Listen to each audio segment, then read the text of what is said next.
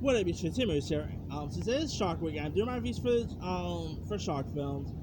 I just did my review for the awesome original Jaws film. I did my review for not so good Jaws 2, and I did my review for Jaws 3D.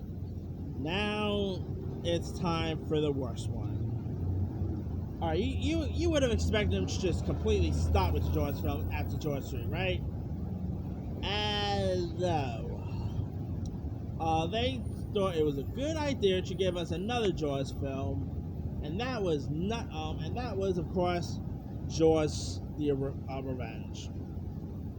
This time it's where the family of widow Ellen Brody, once again portrayed by Lorraine Gray, who has long been plagued by shark attacks and this like unfortunate escalation continues with her son, who is the victim of a massive great white shark. And in morning, Ellen ends up going to visit her other son because her looks like her son ends up getting killed by a shark and all. And so she ends up visiting her other son Michael, played by Lance Guest, in the Bahamas, where she also meets this charming guy named Hoagie Newcomb, who's of course portrayed by Michael Caine here. And you also had some other, intriguing, cast members too. Like besides Michael Caine, you had Mario Van Peebles. You even had Roy Scheider, who actually was only in part of a footage here. Melvin Van Peebles was in this film. Lynn Whitfield.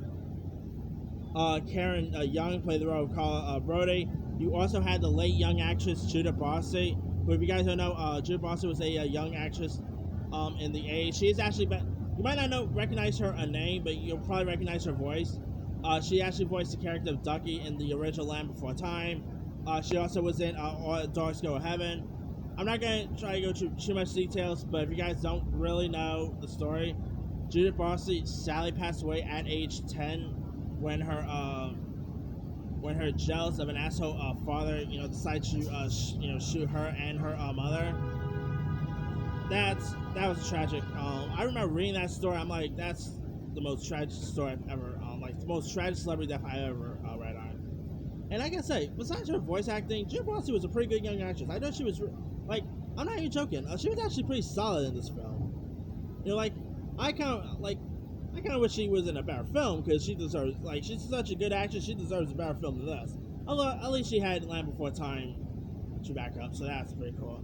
I mean, to be honest, I think even, you know what? I even think if poor Judith Barsi was still around, she'll probably even regret being in Jaws: The Revenge. I'm not even joking. But that aside, Jaws: The Revenge was still not so good. It's so horrible. The script is terrible. The effects was just plain bad. I'm like, why did Mike Caine actually scored a Razzie nomination for this, believe it or not. I mean, Mike Caine is obviously one of the greatest actors there is, but him doing a movie like this was questionable. Yeah. But that aside, it's still such a plain, horrible, snore fest. It's not a good movie at all. So, yeah, I mean, if you guys have not seen Jaws: The Revenge, just skip Jaws: The Revenge, skip Jaws 3, skip Jaws 2, just stick with the original, because the original is just the most iconic one out of them all. So, yeah, Jaws: The Revenge, I said Jaws 3D was the worst, but you know what, I take that back. Jaws: The Revenge was the worst. Thankfully, we had not had any Jaws movies since. I mean, of course, Back to the Future kind of, made fun about us having another Jaws movie. Remember the Jaws 5 thing? No, not Jaws 5. Jaws 25, I think was called. I know that was pretty fun, like a funny tidbit. Thankfully, we had not even had that.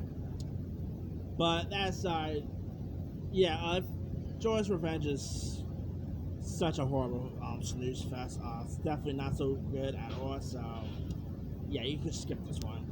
Anyway, let me leave you guys. Have you ever seen Jaws: The Revenge? If so, what's of it? Were you even a fan of it? Were you not a fan of it? Drop comments below. Don't forget to subscribe, hit that bell for notifications. This is Simu signing off.